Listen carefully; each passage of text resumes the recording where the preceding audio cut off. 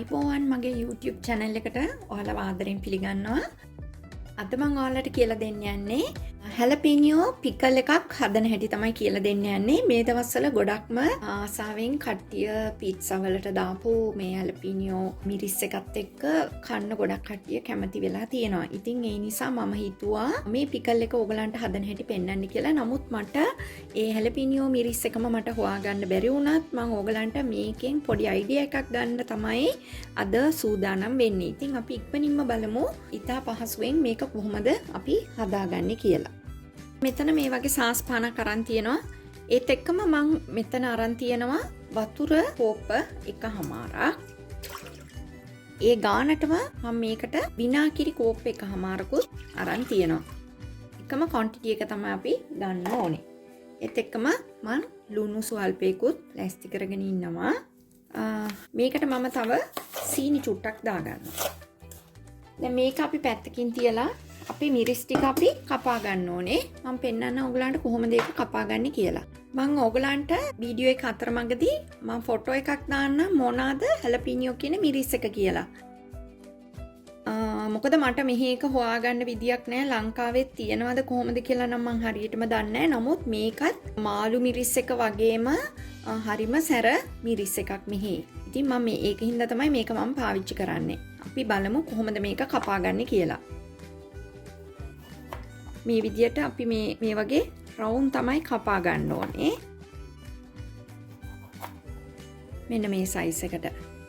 ඉතින් අපි ඉක්මනින්ම ඒ ටික කපා ගමු. කපන කොටත් මට නහයට හරියට සැර එනවා. මොකද මේ මිරිස් කල්ල හරිම සැරයි. මෙන්න මේ විදියට මේ රවුම් විදියට ඕගලන් මේක කපා ගන්න. මම ඉක්මනින්ම මේ ටික කපාගෙන එන්නම්. හරි සැරයි. මම මාළු මිරිස් ටික කපන අතර මම මේ විනාකිරි වතුර මිශ්‍රණය හොඳට පැහැවනවා. දැන් මම මේක විනාඩි 5ක් විතර වගේ මේ හොඳටම මේ බුබුලු එනකම් වගේ පැහැවනවා. දැන් මේකට අපි මිරිස් ටික දාගන්නවා.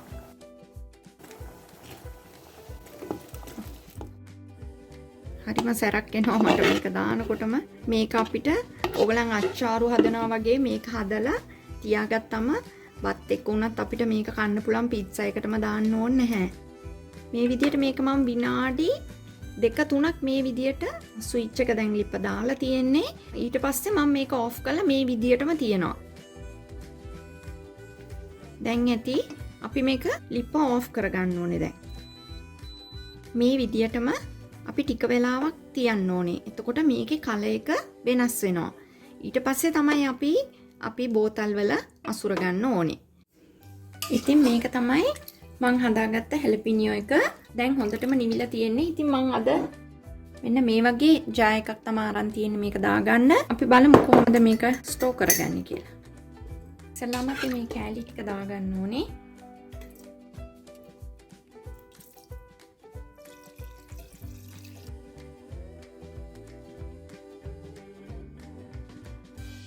ඉතින් මේ තමයි මං හදාගත්ත Jalapeño pickle එක.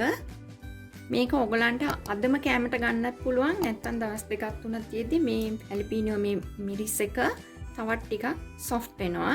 එතකොට ගොඩක් රසයි. ඉතින් අද මගේ ගෙදර හැමතැනම මිරිස් සැරයි. දැන් බබාලා ආවම හයි මොනවද මේ සැර කියලා. ඉතින් හරිම සැරයි ගේ ආසෙත් අද මට. මං කාලා බලන්නම්. මාරම සැරයි.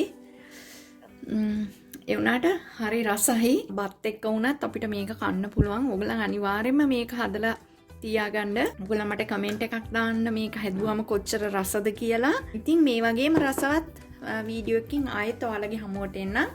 එතෙක් නවතින්නම් මම Yvonne.